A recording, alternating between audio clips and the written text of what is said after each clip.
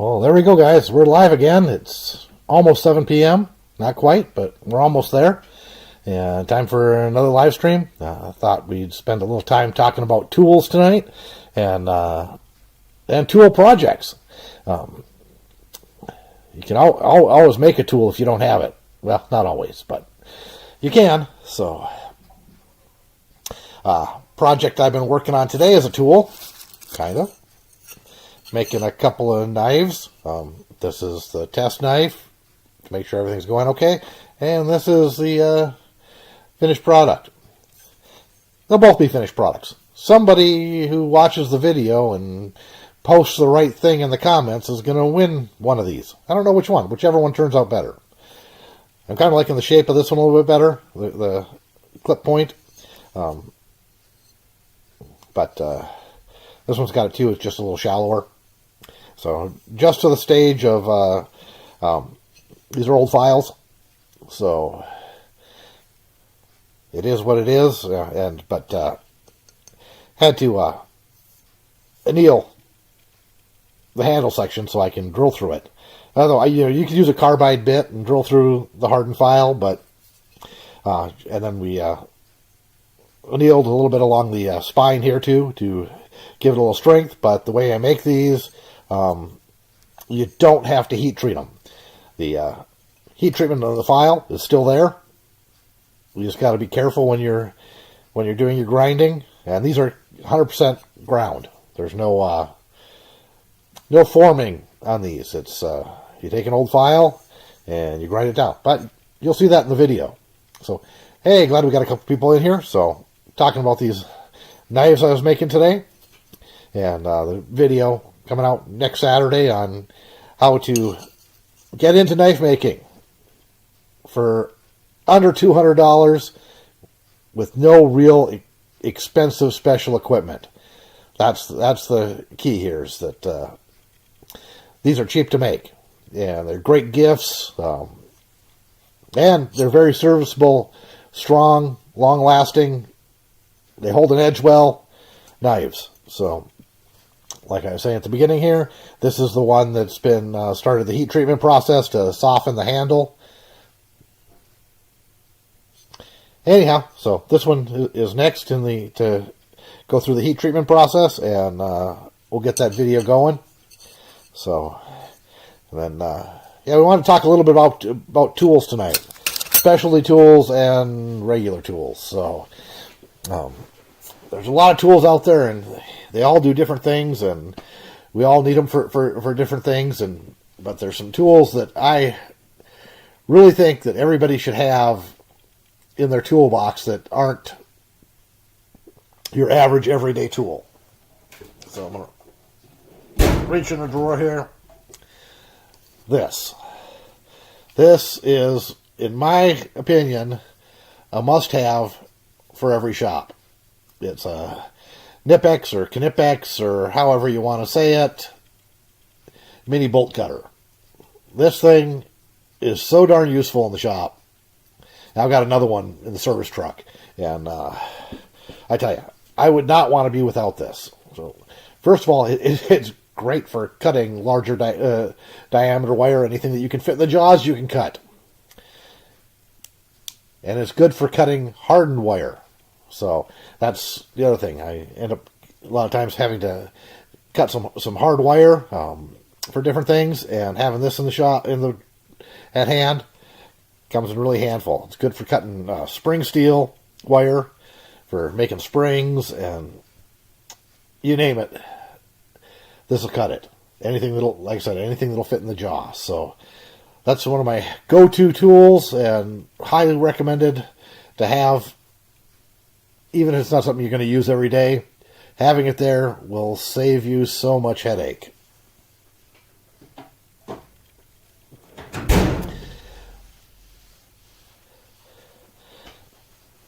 Next one on the list is the combination square or sliding T-square, bevel square. Once again, it's one of those tools that everyone should have, even if you have a cheap one. This one is a Well, I believe the blade that I've got in here right now is a Starrett, but the square itself, I believe, was my grandfather's, and the blade was just so rusted that you couldn't read it anymore, as you can tell from the patina on the rest of it. But everybody should have one of these. Don't go anyplace without it. Once again, I've got another cheaper one in the service truck, and this is the one that I keep in the drawer here in the shop. To go along with measuring and marking, here's another tool that I think everybody should get. This one's Westcott. I don't remember where I got it. Could have been Amazon, somewhere else. When I got it, it had a cork backing on it so it wouldn't slide, but I didn't want it for that. I wanted it because it's extremely thin. And you can bend it to create arcs, for drawing arcs. Put a couple of points on, a couple of nails, and then you get a nice even arc between it. You can measure, on unflat surfaces, and it's really good for drawing too because it's so thin. You can really see on some rulers, even this one, that's almost an 1/8 inch thick. It's hard to make sure you're right on the number when you're drawing. This one makes it very easy. So get yourself one of those.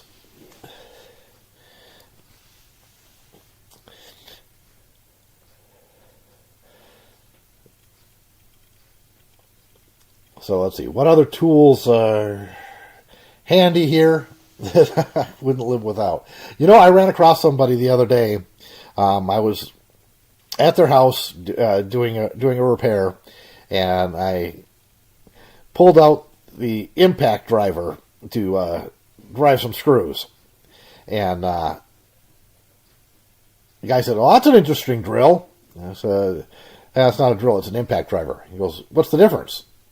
And so I showed him the impact feature and explained how much easier it is to drive long screws. I think I was driving some 6-inch GRK legs, or 5 or 6-inch GRK legs to strengthen up a railing on a deck, the railing post. They weren't installed properly to begin with, and it was, 14 below zero outside, standing on a ladder. Yeah, we were just going to get it temporarily fixed till spring.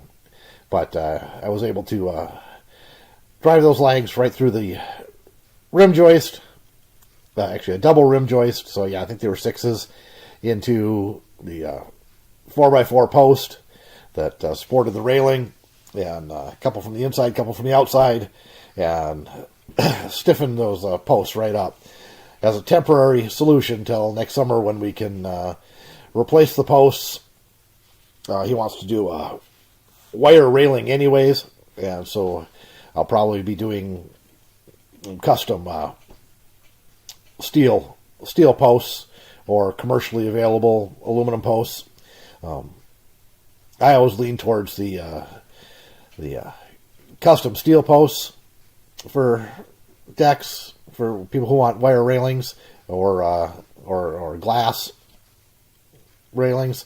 I don't recommend glass railings. I've put in a couple of them, and I've gone back and put new glass in a couple of them, because that's by code that has to be tempered glass. So, which is good, but if you've got kids or pets or anything, I did one where it was only 2.5 feet off the ground. Excuse me.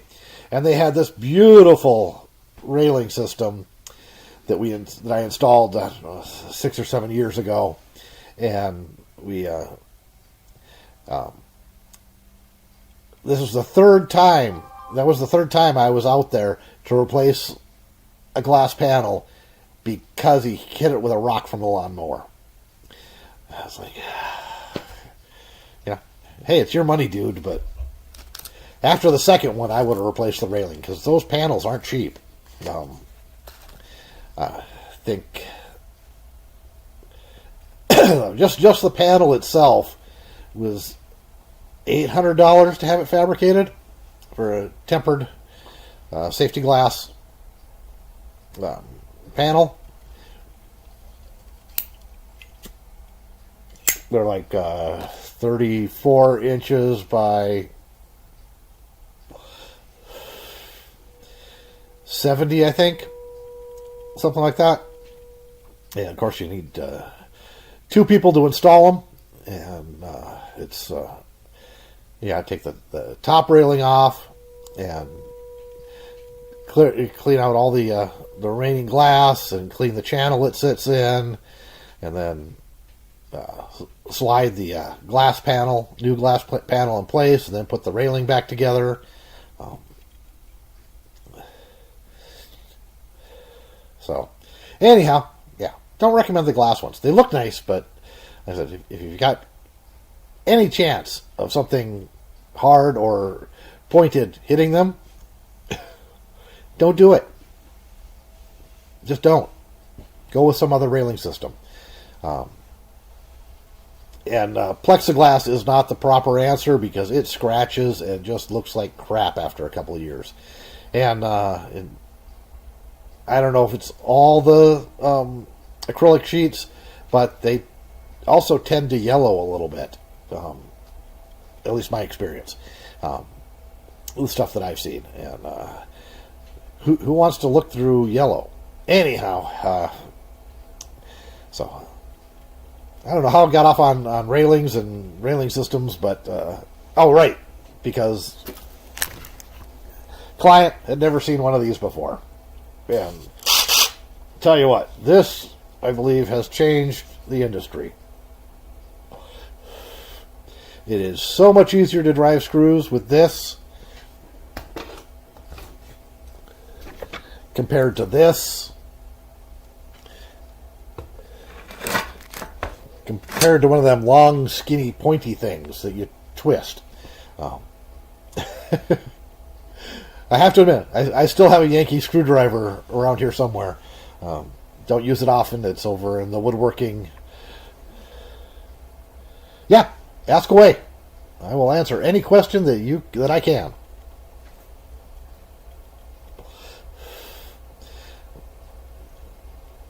So, yeah, so I've got a Yankee screwdriver in one of the drawers over there somewhere. Don't use it often, but I pull it out occasionally for a project.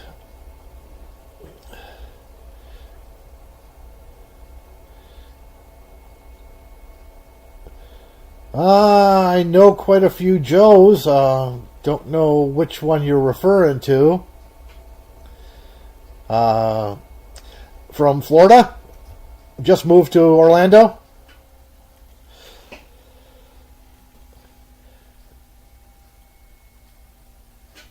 Yeah.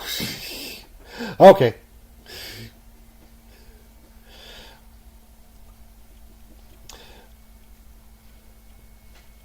It is an awesome channel. Thank you for saying so, though. I appreciate that. I try.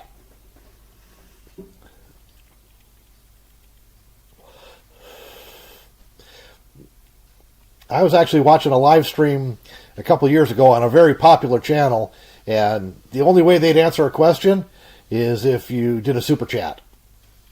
I think it was a minimum of $5. So in order to get a question answered, you had to do a super chat, which I thought was absolutely disgusting, and I don't think I've watched that channel since. So at least I haven't watched any of their live streams. So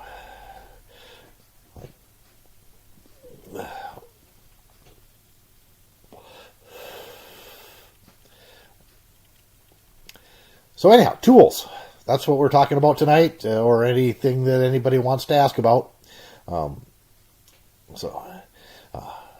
Somebody did ask me why every time I go to use a grinder, I seem to grab a different one. Well, that's because I've got like 6 of them set up at the moment. 5 or 6 of them. I keep a cutoff wheel in one, and I keep a flap disc of whatever grit I happen to use last in one, And I keep a hard disk in one, and I keep a wire wheel on one, and it just makes production so much easier when you don't have to stop and switch. And you know what? They're not expensive. If you look around, this Bosch right here I've had for quite a few years, and it was a 2-pack for $99, I think. And the Bosch are one of my favorites. I like their really extremely soft, flexible cord. I've got a, which one is that? It's the gray one over there. Don't remember the maker out of the top of my head. But it's got a very stiff cord, and it's just not as comfortable to use. There's a rigid over there. These are all 4.5-inch grinders because they fit my hand well. I can use them one-handed, and they're very, very easy to use and very affordable. The rigid, same thing.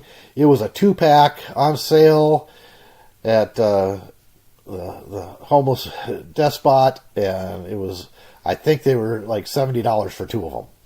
So, what is that one over there? Now it's bugging me. Now I have to go look.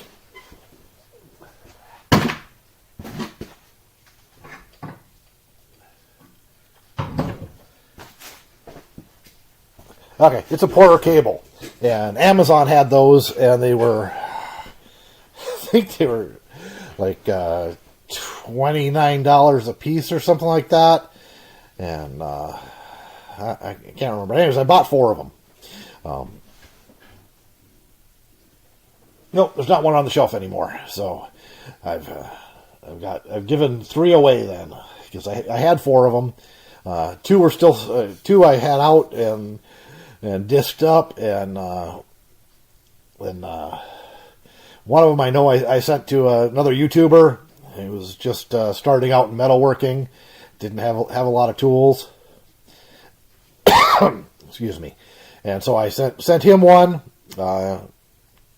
Interesting channel, Paul's Garage. If you want to check that out, he does some interesting stuff. He's into metal casting and 3D printing and that kind of stuff. So it was interesting to and I've met him. I've actually been on his channel. Stopped and went and stopped and talked to him. Nice guy. Like I said, does some interesting stuff on his channel. So anyhow, yeah, I sent him one of those grinders so he could have a 4.5-inch grinder, a decent one. Out in the service truck, I've got a Harbor Freight one I picked up a couple months ago because I needed a corded grinder for a project I was working on. My battery-powered one, I was just too much work for the battery-powered one, which is fine for short, quick jobs, but if you need to do anything serious, a cord makes a huge amount of difference. So get yourself a 4.5-inch, or 2 or 3 or 6 or 8, or anyways, like my grinders. So let's see, what other tools I find indispensable, but so there's all kinds. It depends on what you're doing too. What a tool that I might find utterly useful and wouldn't be without, like a 4.5-inch angle. No, everybody needs a 4.5-inch grinder. I don't care what you're doing. If you're a woodworker, a mechanic, a farmer, anybody who works with their hands, uses any tools whatsoever, 4.5-inch angle grinder should be in your toolbox somewhere. Like I said, if you do a lot of metal work, having multiples where you have set up differently makes a huge amount of difference in how fast you can do things. Because if you're not stopping to switch discs every time you need to do something different, it makes a huge amount of difference.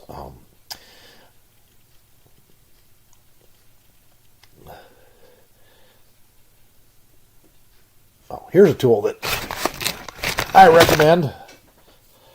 These are no-name ones. I've got some channel lock ones that are sitting on the welder right now. These are MIG pliers. And that's what they're for. MIG welding. I use them for all kinds of stuff because I like the long, narrow snout on them. But, so they're a pair of needle nose pliers. They're shaped to scrape the spatter out of your nozzle. They've got a gripper right here that's the right size for removing contact tips. They've got a wire cutter for cutting your wire. And that right there is a hammer for tapping stuff.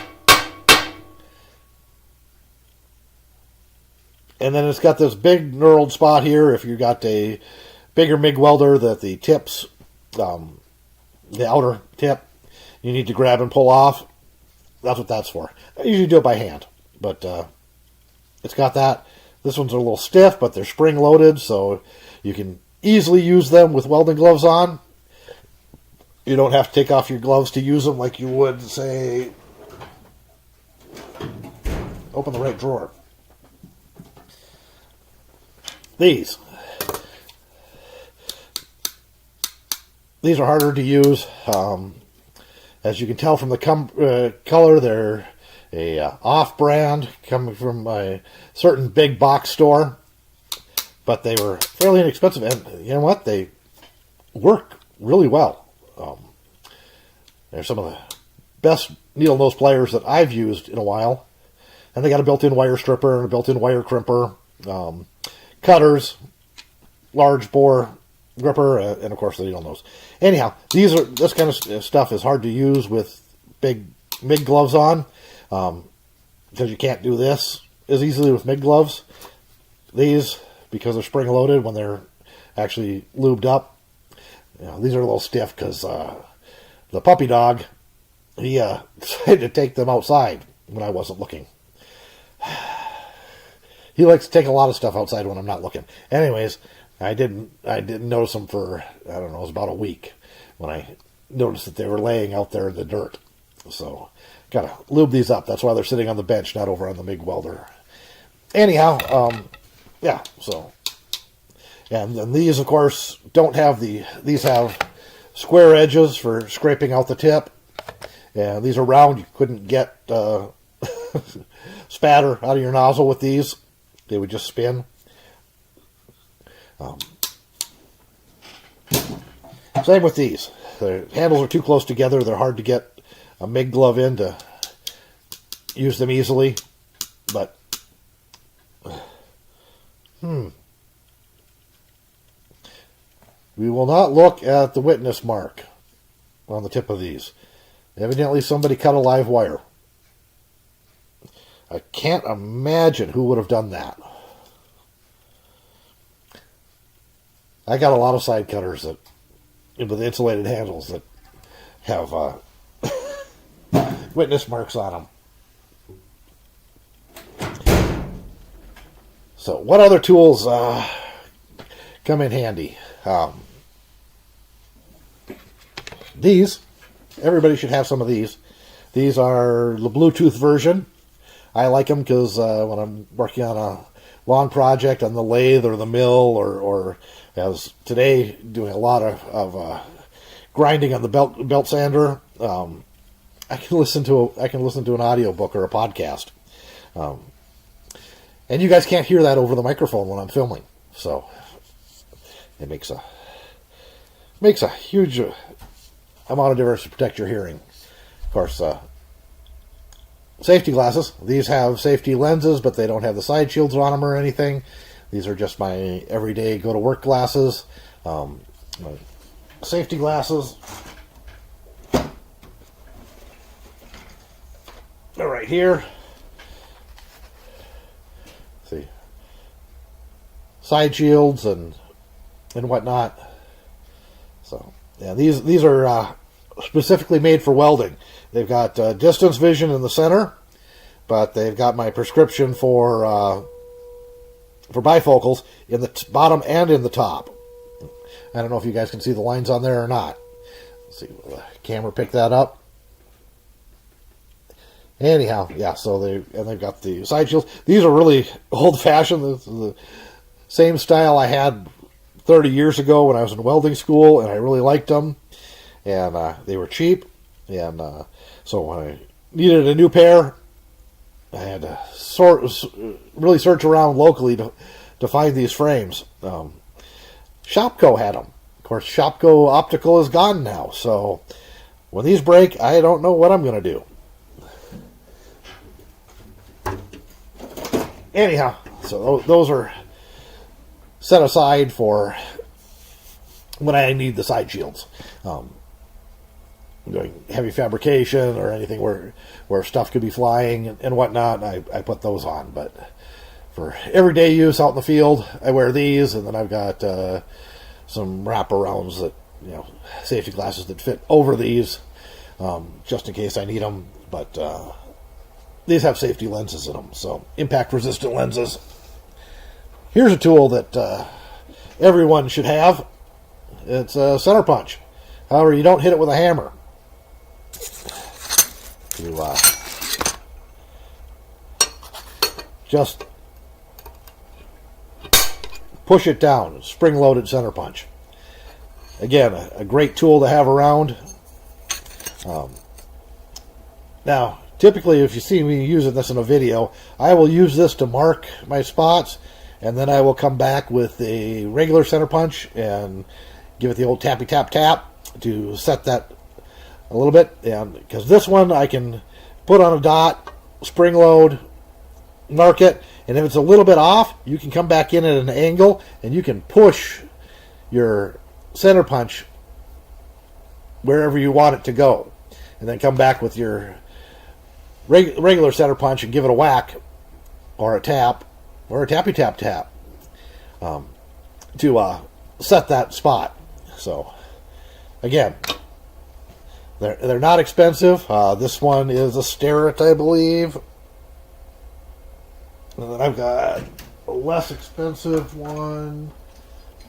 Where is it? There it is. This one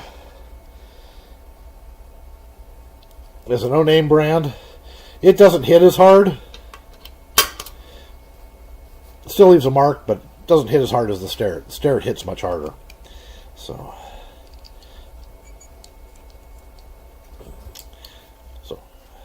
anyhow, spring-loaded center punches. Must have.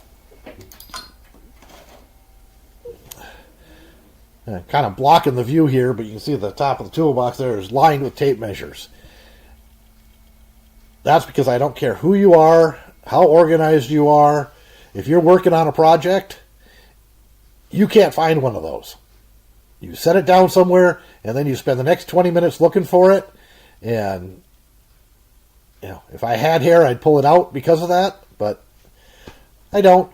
So I don't have hair. I also don't look for tape measures. If I need a tape measure, there's one hanging on the toolbox. When I finish a project, or I come across a tape measure when I'm cleaning up, it goes back there, or over on the woodworking side of the shop, there's a rack over there above the bench, above the screwdrivers, that holds tape measures too. And when this is all full, I start putting them over there, and I'm never looking for a tape measure. It goes back to the old saying, I'd rather be looking at it than looking for it. So tape measures are not expensive. These are the Stanley 25-foot lever locks. A couple years ago, I've always had 5 or 6 tape measures in the shop. But they do wear out. And they get lost and they get broken, and you cut them off to use part of it for something. Okay, usually I always do that with broken ones. But Ace had them on sale with your Ace Reward member thing. I think they were $4.99 a piece or something like that. I bought like 20 of them. Everybody got them for Christmas that year because I had a plethora of tape measures. Yeah, so right now I've only got 3 up there. I know there's two sitting over there next to the chop saw. We've got one that clips right, there's a clip right on the saw stand to hold the tape measure, so there's always one at the saw, and there's another one sitting on the saw at the moment. And then I think there's two over by the wood cutting miter saw that I saw earlier. Saw something at the saw? Okay. Anyways, so always have multiple tape measures. They're not expensive. Even if they're cheap ones, even if they're Harbor Freight. Yeah. As long as they're somewhat accurate, 99% of the time, you don't need it to be that accurate. If you're within a 16th, you're probably good. And if you need finer measurement than that, then you need to start switching tools. You go to something like this ruler, which is very accurate. Calipers, which are fairly accurate.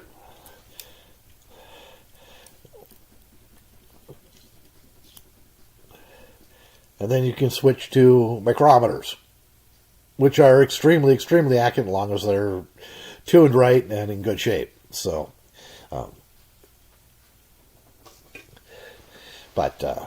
tape measures, as long as they're within a 16th of each other, you're good to go.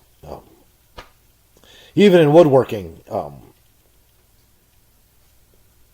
you use sticks to, you need an accurate inside measurement of something.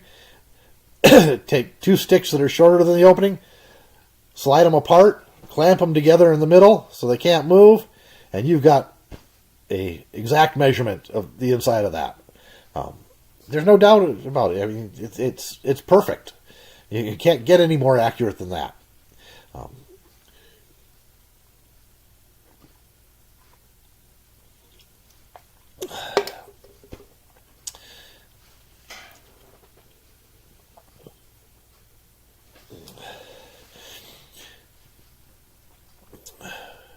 Well, I've been running for about half an hour here.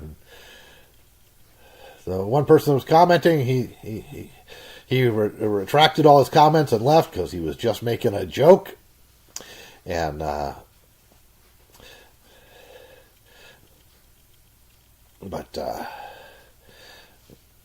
think we're going to call it here. I am going to go back to working on the knives. As I said, watch the video when it comes out next Saturday and find out how you can win one. Anyhow, thanks for watching.